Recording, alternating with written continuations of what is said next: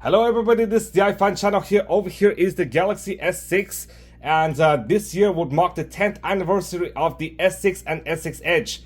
Yes, this phone came all the way in 2015, and in 2025 it would actually turn 10 years old. Now, to preface, the S6 and S6 Edge were unveiled on the 1st of March 2015 at an event, and on the 10th of April 2015 the S6 and S6 Edge are finally released to consumers. Now, the S6 is known as one of the best phones of 2015, rivaling alongside the 6 and later 6S. And that is despite the fact the S6 did remove several features such as water resistance, which was actually found on the S5, which was later reinstated on the S7, micro SD expandable storage, as well as the removable battery. The S7 also reinstated micro SD expandable storage, but that would later be gone with the S21 series about 6 years later. However, the removable battery is gone for flagships for good, and later the removable battery is also gone for lower end phones such as the Galaxy A and Galaxy M series. Now, this is the very first Samsung phone with a glass back over here as well as a metal frame. And if you were to buy the S6 Edge or S6 Edge Plus, you would actually get the Edge screen over here. Yes, let me show you guys. This is actually the difference between the Edge and non-Edge screens. And this is also the first Samsung Galaxy S phone with a fingerprint touch sensor. The S5 did have a fingerprint sensor, but you should have to swipe. And adding with several camera enhancements and of course wireless charging, this phone sold like hotcakes. In fact, 6 million units were sold in the first month. Now, the S6 originally shipped with Android 5.0.2, which actually meant Lollipop with the TouchWiz user interface, but it is actually upgradable to 7.0 over here, as you guys can see. Let me show you guys the version, Nougat. Now with 7.0, there is no more TouchWiz. In fact, there's actually Samsung Experience instead. However, you could actually download a later iteration of Android through an unofficial build of LineageOS. I've actually seen some running like LineageOS 18.1, aka Android 11, and some running like all the way up to Android 13, but I'm not too sure. But despite running Nougat, the Play Store actually still works over here. Some apps are not supported, such as YouTube. Well, they don't show, but it does not work. X and DoorDash. But apps such as Temu, Facebook, yes, a confirmation, Candy Crush, TikTok, Google Maps, and Homescapes still work. They're all still supported, and you could actually use either the modern version or maybe a semi-antiquated version. But in reality, these are actually modern versions, not just modern versions, but the latest and greatest. And some apps even support Android 5.0, to be honest, which meant it could support phones like the S4. Now, despite the fact there are actually thick bezels in the top and bottom, in fact, I do believe the design actually ages quite well, to be honest, given the fact there is actually wireless charging and a glass back, just like many more modern Samsung Galaxies. And also, this design actually aged all the way into like 2018 with the Galaxy J series, and afterwards in 2019 when Samsung actually revamped their budget line with the M series as well as the new A series. This is actually gone forever, as most of the modern Samsung phones are actually bezel-less. Now, let me show you guys some of the buttons. Over here is actually the home button, kind of like that of the iPhone.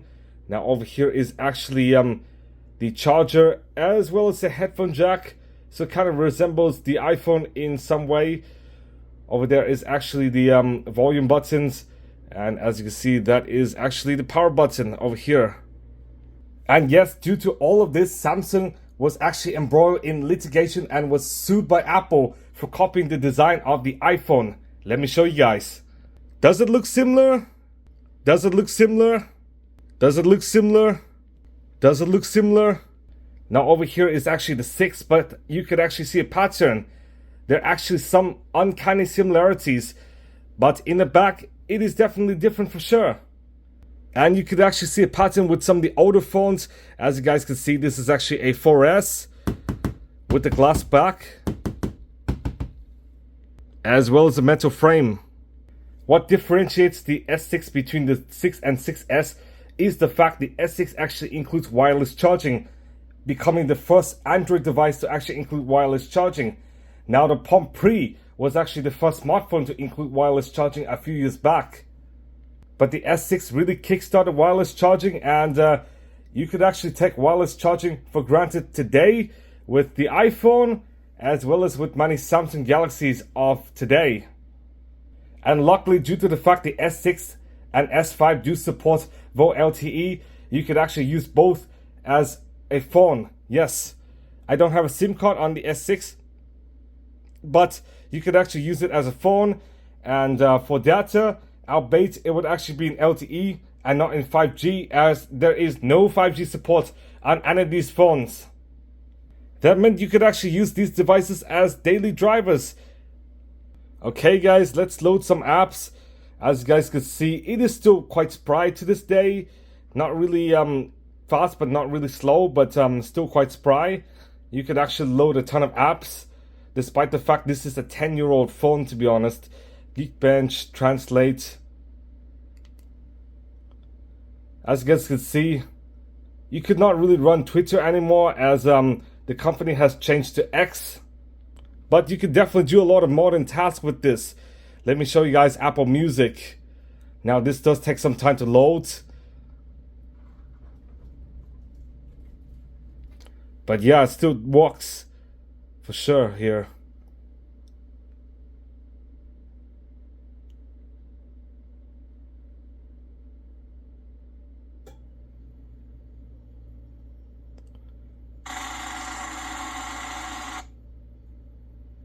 I know it will be a bit slow compared to the modern phone. Of course, this is in max volume over here. Here's an audio test.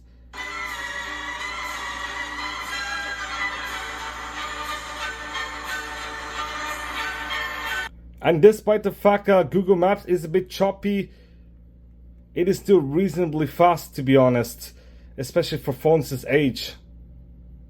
And this is actually the latest version, by the way.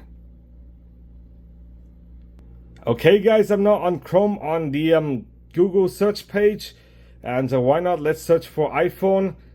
And as you guys can see, it is quite modern, to be honest. With the original iPhone like 8 years ago, when the original iPhone was 10 years old, it would definitely be no modern at all.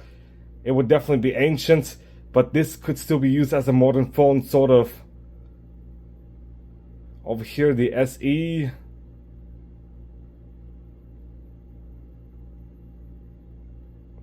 As you guys can see, this definitely looks like the modern Google, not the fallback version.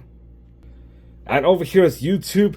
Despite the fact it is a bit slow, in fact I would say it is reasonably usable, despite the fact the app no longer is supported.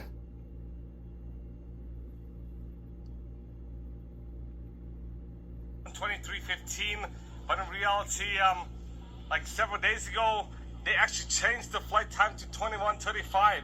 So I actually missed the plane, yes. Unfortunately, despite the fact the HTC One actually did include dual speakers, this is actually the only speaker set for the S6. So due to the fact this phone is quite modern, I'm quite confident it could load a lot of sites here. Let me show you guys the Apple website. It could definitely load, albeit slightly slow, to be honest. And over here is Microsoft.com.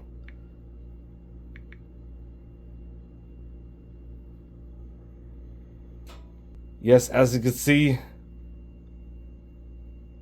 it does take time to load, but unlike the HTC One, this could actually load the full version.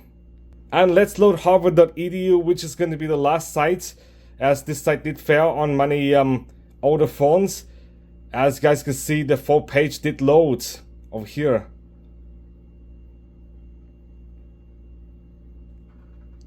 despite the fact some apps could not support Nougat. In fact, Nougat could support a lot of websites. Now let's go on with the specs, because this phone has a 5.1 inch Quad HD 1440p screen with a pixel density of 577, which is actually better than today's S25 Ultra. I'm not even joking. Now the S6 Edge Plus and Note 5 actually do have the exact same resolution, but with the bigger screen, so the pixel density is slightly lower at 518. And due to the fact both phones do have Gorilla Glass 4, therefore it is quite durable. I'd actually watched drop tests from like Tech Racks and Phone Rebel and stuff, and the S6 is actually more durable than that of the 6 and 6 Plus, which was known for fragility. I've actually seen drop tests where it actually took up to at least 10 feet before the S6 actually showed any signs of damage. Now this phone comes in either 32, 64 or 128 gigabytes, but unfortunately the S6 Edge Plus only comes in 32 and 64 gigs, no 128 gigs, and both phones don't have any micro SD expandable storage. Now both phones also lack a Qualcomm Snapdragon processor. Samsung has decided to go all in on Exynos, with these two phones actually having a Samsung Exynos 7420. Now this is actually a 14 nanometer chip, and as you guys can see, there are actually 8 cores, 4 efficiency cores at 1.5 gigahertz and 4 performance cores at 2.1 gigahertz. The S6 series actually has a Mali T770 MP8 GPU with 3 gigabytes of RAM. However, the S6 Edge Plus and Note 5 actually have 4 gigabytes of RAM. Now over here is actually the home button, and over here is actually the multitask, and of course this is actually the back button over here. And now over here is the battery, because the regular S6 actually has a 2550 milliamp hour battery, whilst the S6 Edge actually has 50 more milliamp hours at 2600, and the S6 Edge Plus actually has a 3000 milliamp hour battery, which is big at the time. In fact, many of the biggest batteries are actually around 3500 milliamp hours, which is incredibly small in today's standards, to be honest, as many phones actually have 4 or even 5 or even 6000 milliamp hours. These numbers will be unheard of in 2015. And moving on to the Bluetooth, because it would actually get a lot better.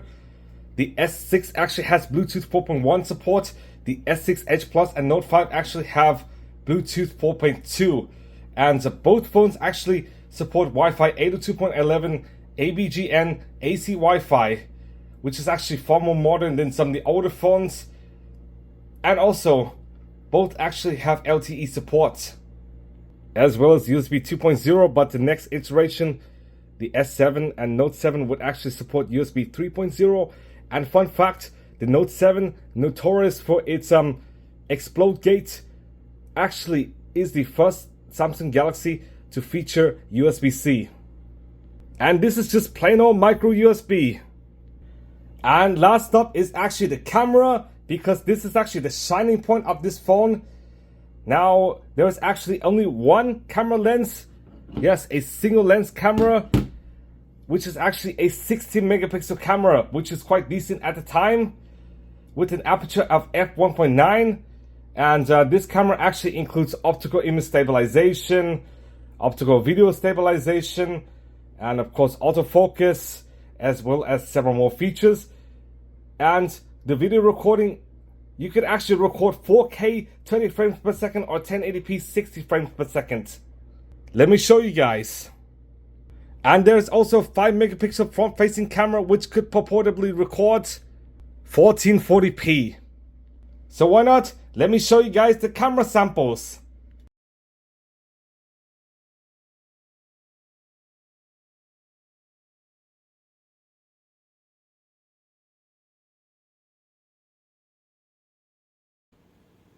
Okay guys, this is actually the 4K video sample on the S6 over here. I'm now actually going to go out.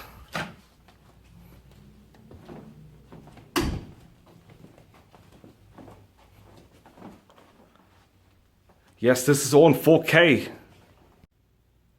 Okay guys, this is the Quad HD selfie camera.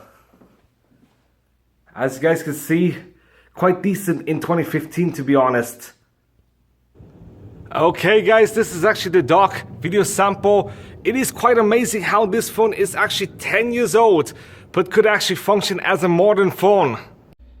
Okay guys, so to conclude, I do believe this phone is quite amazing even in 2025, after 10 years. In fact, 8 years ago when the original iPhone actually turned 10 years old, it is basically unusable, but this phone is usable in quite a lot of facets to be honest.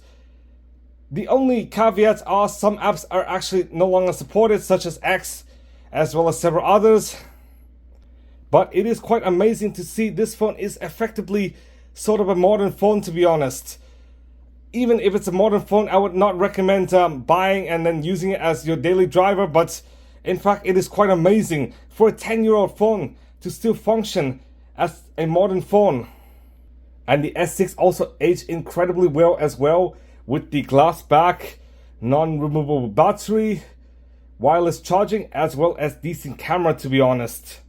The camera is even better than many of the budget phones such as the HMD Vibe and of course Blueview 5 and several others. So thank you guys for watching. Please give a big thumbs up, subscribe for more videos, and I'll see you guys soon.